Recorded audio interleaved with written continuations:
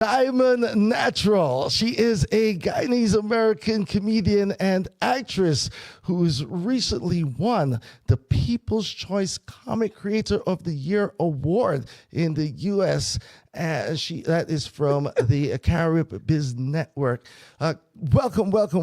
Welcome to the program. How are you doing tonight, Diamond? I am good. I am good. I had to make sure to be on time for this thing. Hello and good night. Oh, y'all can see me. Wait. Oh, Yeah, okay. there There you we go. go. There you go. There you go. Oh, there we go. Right.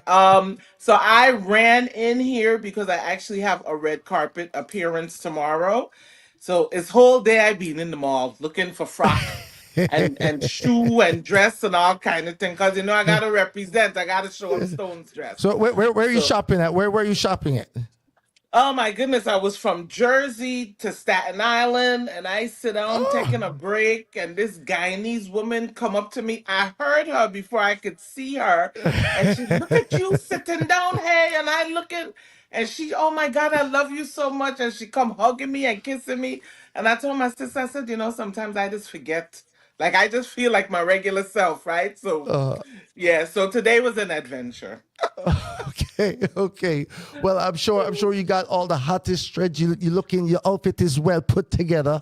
I'm Let sure. me let me pray. Let me hope and pray. Now, before we get to the show that's coming to Atlanta, let's Okay. give a little bit of the background. Comedy. Where did this start? How did you get Oh my. into a Well, professional comedian? well, I will tell you, it happened on accident. And if you hear a lot of people say, they always say that the funniest comedians are not really funny; they're traumatized. Ah, So that's what really happened to me, right? So my a lot my diehard fans know my mother passed away 8 years oh, ago from condolences. metastatic breast cancer. Thank you. And so just losing her, to me it was suddenly because I didn't know she was as sick as she was. It just really put me, I was really depressed for a long time and I wanted to reconnect to my Guyanese roots. And the way I would cheer myself up would be to mimic her and remember the things that she would do. And it just happened just like that. I just started recording it, and next thing you know, the thing took off. Well, The true to God story. hey, congratulations for that. I know you came across my timeline where when you the story of Rihanna declaring that Guyanese food was the best. You know, and actually we did a story on the program here, Oh, and really? and use a piece of your clip Oh, about wow. that. Wow. Would have loved to see that. Right. Oh, I'll send you the short. I think I'll find the reel and send it to you. Oh, Uh, please do. Please do. I would love to see it. how long have you been? So since officially So professional. actually, my mom passed away in 2017, and I didn't really start to come out of my grief process until the beginning of 2021. Mm. And actually, my very first viral video was the one I did about the royal family, when I said, Camilla face hard like cassava bread. And that went viral, but a lot of people didn't know who I was. They didn't make the correlation until my Guyanese Thanksgiving video, which is coming up on its 4 year anniversary this week. Wow. And so it's been since since 2020, since 2021 is when it Okay. all started. Okay. Okay. So this is like meteoric rise, right? There've got comedians out there who have been going for 20 years and not having this success. So Yeah. congratulations.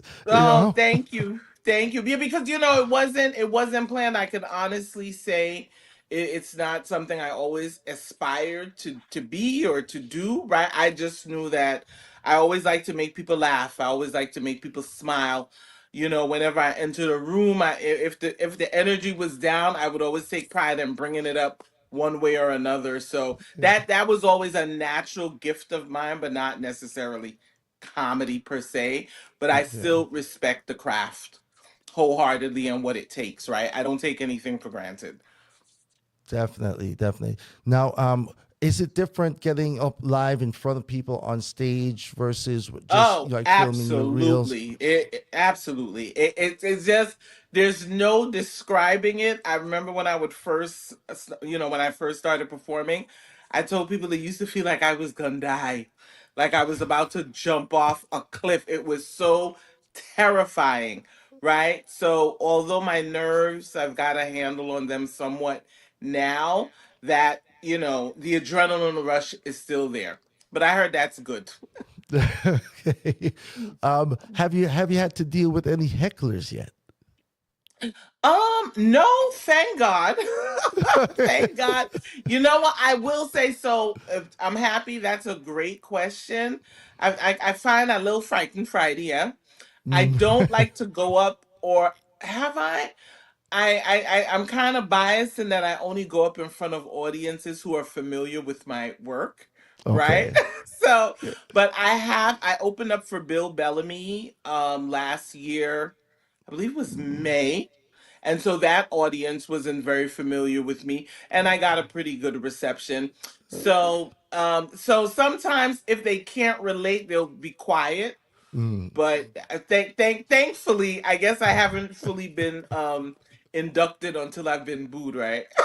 No, listen, I always wonder what is wrong with that person who is going to try to heckle a professional comedian in front of a crowd, because most times they have the skills to turn it around on you, and you Let will me be the next 10 minutes of routine is all on Listen, you. let me tell you something. And even in that aspect, I tell people for that reason, I don't feel like I'm a full blooded comedian, because comedians are, for lack of a better word, a-holes, right? And they don't care about anyone's feelings. They gonna tell you like it is, right? Everything for the I laugh. always, I believe it or not, I always pause before I go for the juggler.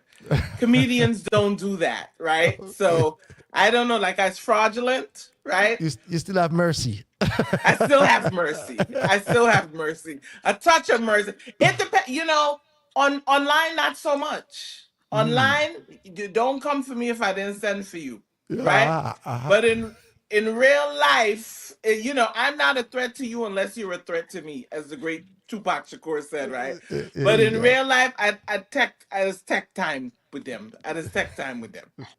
In Lid- in person, because social media is real life too. So in person. Lady Lalabella.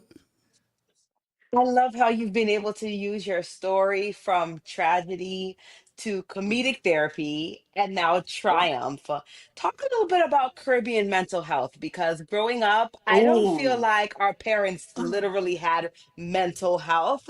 They Mhm. just plummeted through things and made it Yeah. work however they could. But now we're finally starting to see that mental health hmm matters. Talk a little about it about it. So mental health is a passion of mine, and even if I don't know, if you follow me on my platforms, my acceptance speech at the Caribbean Island Icon Awards, I didn't say specifically, but a mantra of mine is that comedy is my ministry, right? Because laughter is the antidote to life's sorrows. And so growing up, I recognize now that growing up with my Guyanese mother, she did go through bouts of depression, and part of the reason why I always make it my mission to, lift people's spirits is because I felt that it was my duty and my job to constantly cheer her up, and, to try to bring her out of it and to try to make her smile. I think it's very important because we are, the Caribbean diaspora on a whole. Um, we're just plagued with this generational trauma of not being able to express our emotions, because we're always told to hush, right? Or silence, or our parents and our elders didn't create that safe space for us to express ourselves. And even me at my grown age, right? I have two adult children. I'm a grandmother. And my aunt, recently in July, we had a situation in the family. and I was trying to talk to her, and she shut down immediately. And it was so jarring to me that we're still going through this, right? So I think for me at my age, it's important, not only because we didn't have that safe space, but to show the elders that, look, it's time to do things differently, because we can't keep passing this trauma down, generation after generation. And we need to heal, and learn to communicate with each other, right? And so for Mhm. me, comedy is projecting that back through a comedic lens. So a lot of my content early on would be to recreate many of the nostalgic moments, we had with our parents when they would send us to the store over and over again. And for me, being an American child, and my mother sending me to the store for shallot, and I going into people's store looking for shallot over and over again until she dash a holler at me, get your body, don't come back in this house without my shallot.